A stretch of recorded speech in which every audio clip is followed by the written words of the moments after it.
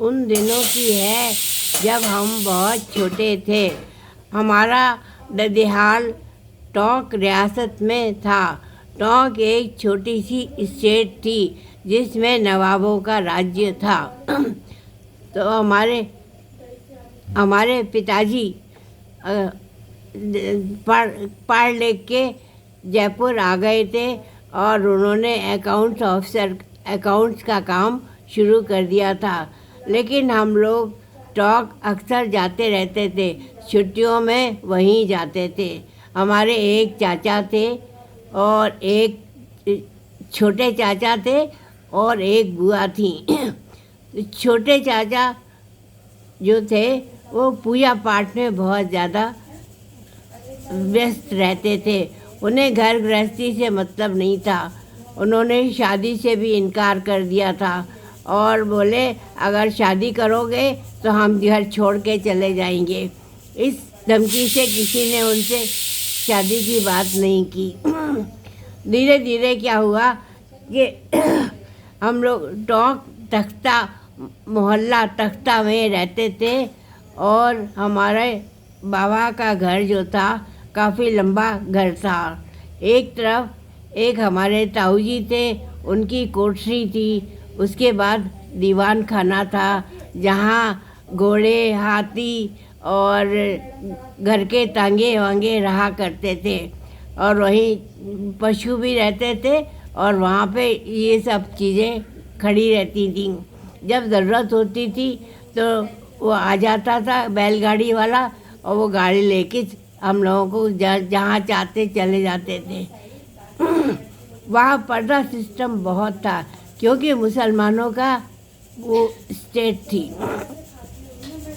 वहाँ औरतें मुंह खोल के बिना ओढ़े हुए बिना पर्दे के नहीं निकलती थीं। वहाँ तो हम लोग जब छोटे थे तो हम लोग बाहर खेलने जाते थे तो हमें अलाउड था।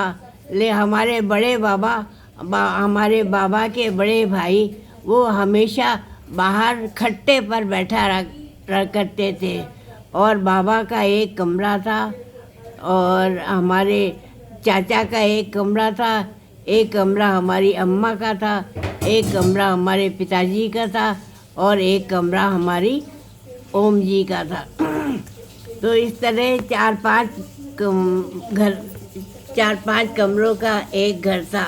तो हम लोग वहाँ जाते थे और खूब मस्ती करते थे।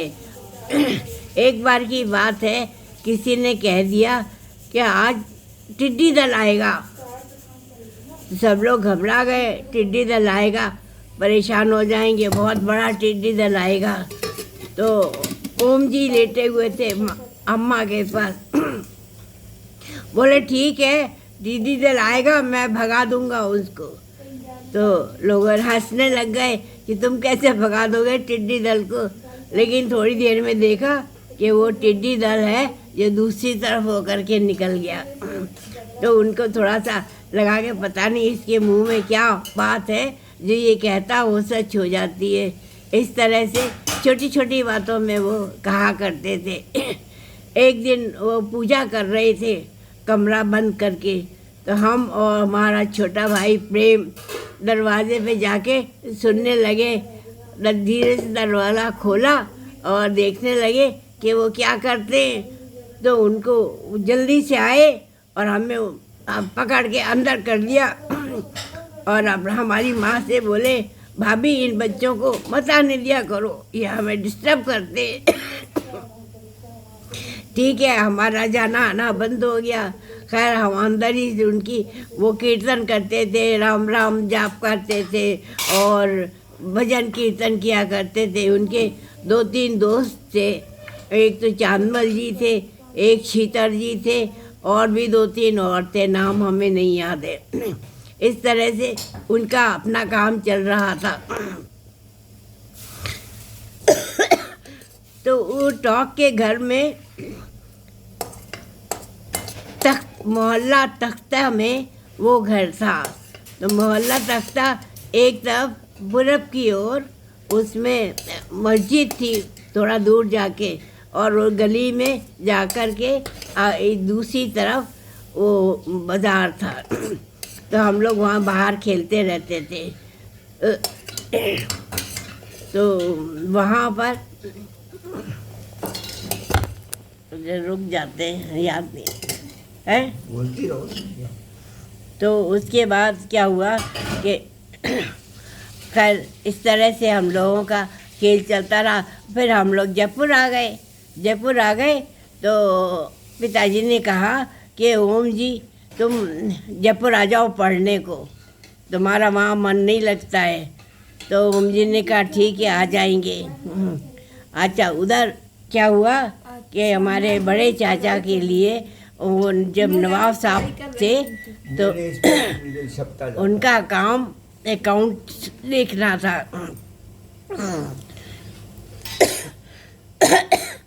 चाचा हमारे उनका एग्रीकल्चर के फॉर्म्स देखा करते थे।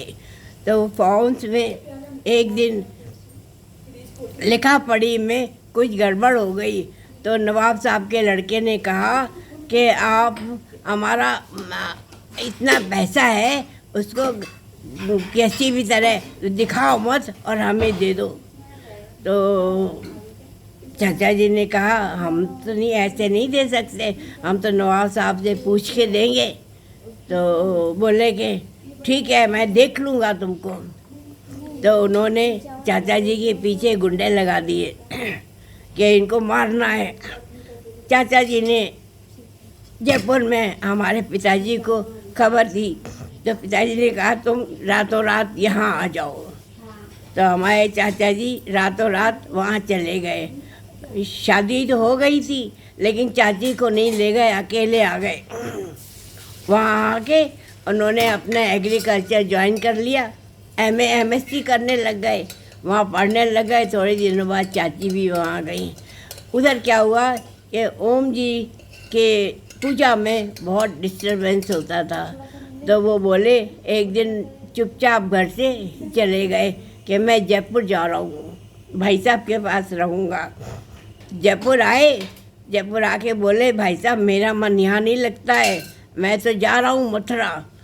मथुरा में हमारे एक बाबा रहते थे तो उनके पास जा रहा हूँ। उनका नाम, बाबा का नाम श्यामलाल जी था। तो ये श्यामलाल जी के पास चले गए। वहाँ भी पूजा पाठ में विधि रहते थे। उनका पूजा पाठ सिर्फ कृष्ण को याद करना रहता था, कृष्ण का जाप करते थे, उन्हीं की पूजा करते थे और उन्हीं के उसमें लीन रहते थे।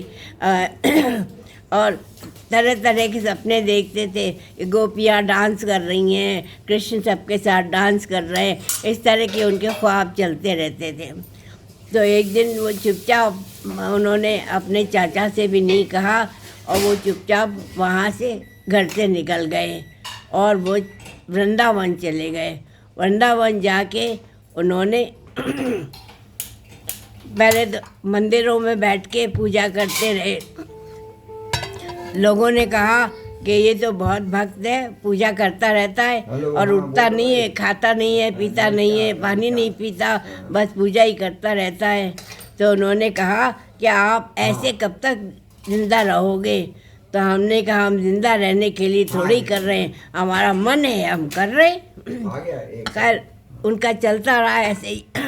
एक दिन वो वहाँ से भी छोड़ के वृंदावन चले गए। वृंदावन में जाके उन्होंने तपस्या की जो उनकी सफल रही और थोड़े दिनों के बाद उनको मोक्ष मिल गया। ये तो इधर की कहानी है। उधर टोंक में जो घर था वो घर काफ़ी बड़ा घर था। उन दिनों के हिसाब, हमारे लोगों के हिसाब से बहुत बड़ा था, वैसे बहुत बड़ा नहीं था। बस तो वहीं हम खेलते कूदते रहते थे और पढ़ते रहते थे। और पढ़ाई तो हमारे उस समय होती नहीं थी, छोटे थे, इसलिए इस तरह से हम वहाँ पर रहते और फिर जयपुर आ जाते। तो हमारा आना जाना लगा रहता था। हमारे बाबा के एक बड़े भाई थे, वो भी वो विडोअर थे। उनने 3 शादियाँ की थी लेकिन कोई भी बीवी जिंदा नहीं रही।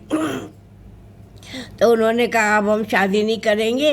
तो छोटे बाबा ने कहा कि अब आप हमारे पास रहिए, हम आपकी देखभाल करेंगे। और बड़े बाबा, उनकी बड़ी बड़ी दाढ़ी थी, सफ़ेद दाढ़ी थी, और वो वहाँ रहते थे, तो हम लोग उनको दाढ़ी वाले बाबा बोला करते थे। अच्छा, बाबा वो दाढ़ी वाले बाबा हम लोगों को बहुत प्यार करते थे, अपने साथ खाते पिलाते बिठाते अपने पास।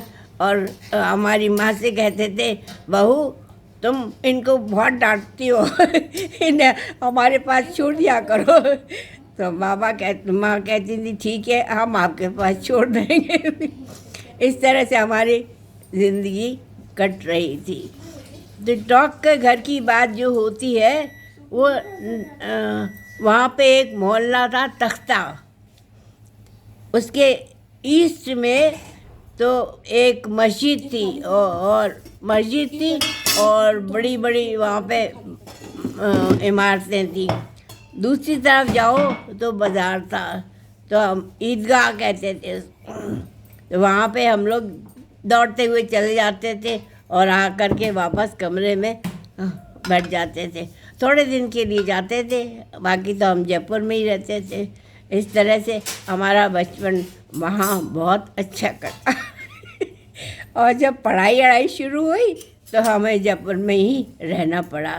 तो हमारा जीवन उनके साथ भी, हम उनकी पूरी याद है हमें, उन्होंने क्या किया, कैसे किया, क्यों डांटते थे, क्या पूजा करते थे, सब की बातें हमें अभी भी बहुत याद है, जो हम आपको आगे किसी और दिन बताएंगे।